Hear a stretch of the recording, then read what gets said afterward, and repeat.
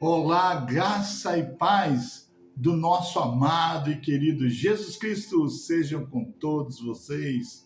Bom dia, boa tarde, boa noite. Não importa o horário, o período do dia em que você estiver tendo acesso a esse vídeo, aí vai o meu bom dia, o meu boa tarde e o meu boa noite. Eu quero, através desse vídeo, compartilhar com você a leitura do capítulo 14 de Êxodo. Isto mesmo, a leitura do capítulo 14 de Êxodo. Mas antes, eu quero lhe fazer aquele convite. Vamos juntos compartilhar a palavra de Deus? Dá um like aí no meu canal, dá um like, se inscreva aí no meu canal. Eu e você juntos podemos compartilhar a palavra de Deus. Isso foi o propósito que Deus colocou em meu coração, amém? E juntos, eu e você, podemos fazer isso. Vamos de leitura bíblica? Diz assim a palavra de Deus. Disse o Senhor a Moisés: diga aos israelitas que mudem o rumo e acampem perto de Pi-Hahirote, entre Migdol e o mar. Acampe à beira-mar, defronte de Baal-Zefon. O faraó pensará que os israelitas estão vagando confusos, cercados pelo deserto. Então endurecerei o coração de Faraó, e ele os perseguirá. Todavia, eu serei glorificado por meio do Faraó e de todo o seu exército. E os egípcios saberão que eu sou o Senhor. E assim fizeram os israelitas. Contaram ao rei do Egito que o povo havia fugido. Então, o Faraó e os seus conselheiros mudaram de ideia e disseram: o que foi que fizemos? Deixamos os israelitas sair e perdemos os nossos escravos. Então o faraó mandou aprontar a sua carruagem e levou consigo o seu exército. Levou todos os carros de guerra do Egito, inclusive 600 dos melhores desses carros, cada um com um oficial no comando. O Senhor endureceu o coração de Faraó, rei do Egito, e este perseguiu os israelitas que marchavam triunfantemente.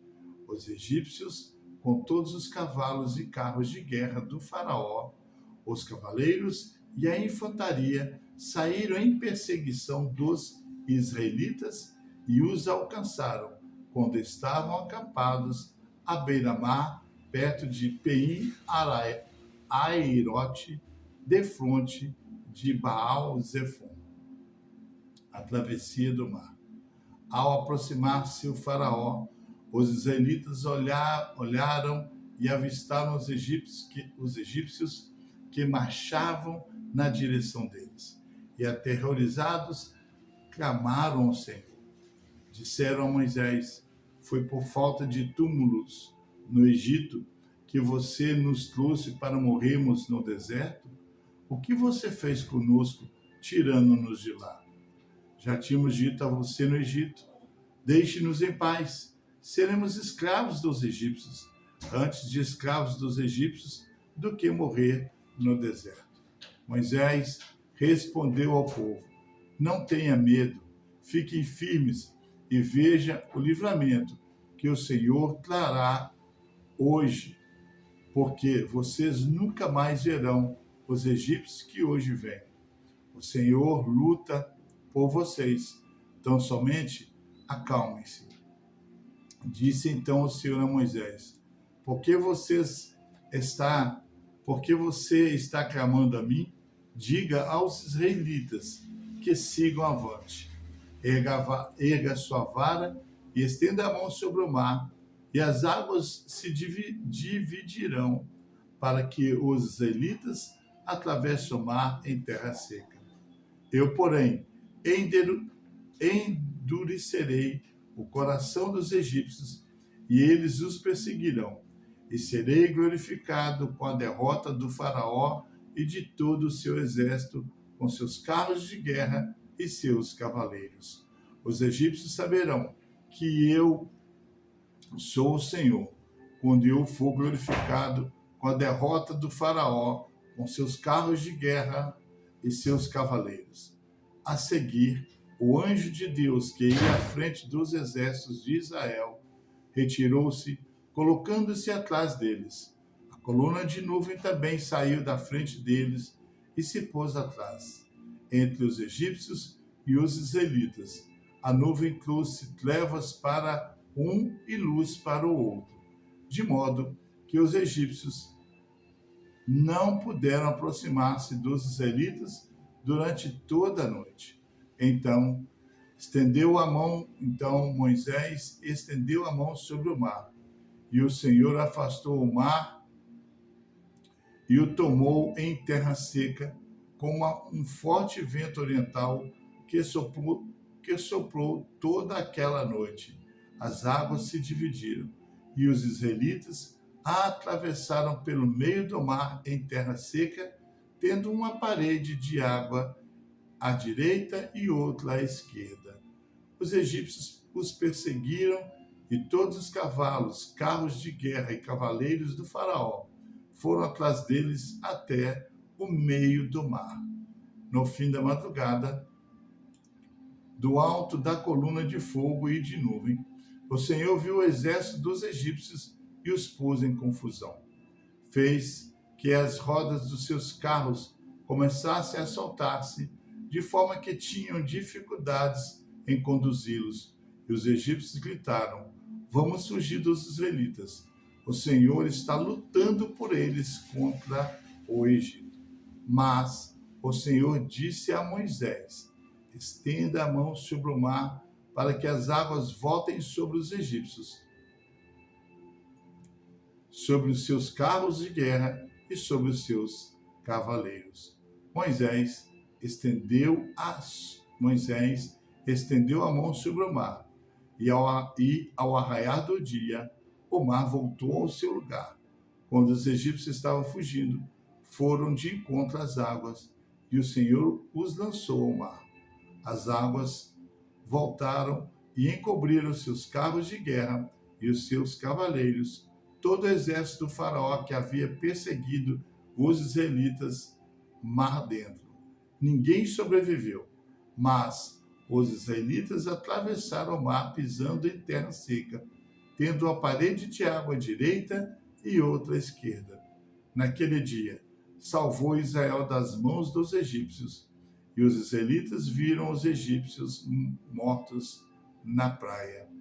Israel viu o grande poder do Senhor contra os egípcios, temeu o Senhor e pôs nele a sua confiança, como também em Moisés, seu servo.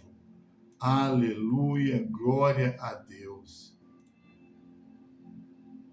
Êxodo capítulo 14, 31 versículos, que nós podemos dividi-los em 4 partes e esboçá-los da seguinte maneira. Do versículo 1 ao 9, a perseguição dos egípcios contra os israelitas.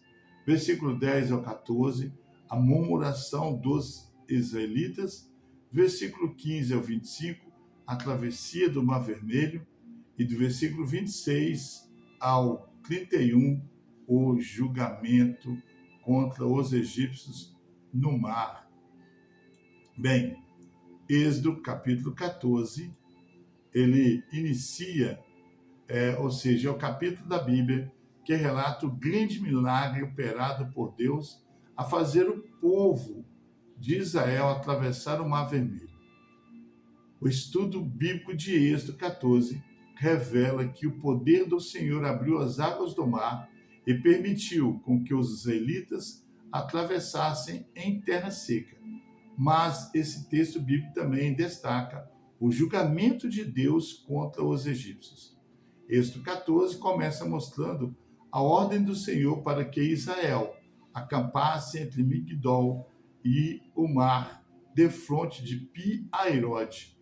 A localização de Migdol é desconhecida, mas provavelmente esse lugar era de alguma forma fortificado pois esse é o significado usual de seu nome. A localização exata de Pi-Hairode também é discutida, mas muitos estudiosos acreditam que esse lugar ficava nas proximidades de Ramassés. O interessante nisso tudo é que, do ponto de vista humano, sem dúvida essa era uma ordem que não fazia nenhum sentido. Isso porque ela significava que os israelitas tinham de retroceder em sua jornada. E é claro que isso também mostraria aos inimigos de Israel que o povo estava supostamente perdido e encurralado pelo deserto e pelo mar. Diante de tudo isso, o texto de Êxodo 14 termina dizendo que contemplou o grande poder de Deus e assim temeu ao Senhor, confiou nele e reconheceu a liderança de Moisés. Mas, infelizmente, essa confissão de fé não foi duradoura, pois a sequência da história bíblica revela que, ainda no deserto, os israelitas chegaram a apostatar. Consequentemente, aquela geração do Êxodo recebeu o castigo de Deus e foi impedida de entrar na terra prometida.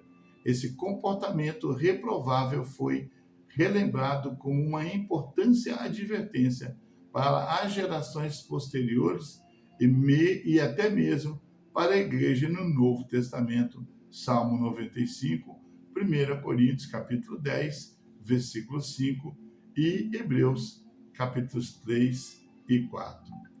Glória a Deus pela palavra do Senhor. Glória a Deus que hoje nós temos livre acesso à palavra dele e nós podemos nos alimentar através da sua palavra. Belíssima história. Êxodo, ele demonstra o poder de Deus e eu quero convidar você a ler e reler esse capítulo e viver e colocar em prática a palavra de Deus. Um grande abraço, um grande beijo no teu coração, do pastor Geraldo Magela. Te amo em Cristo Jesus. E até o próximo vídeo, querendo Deus.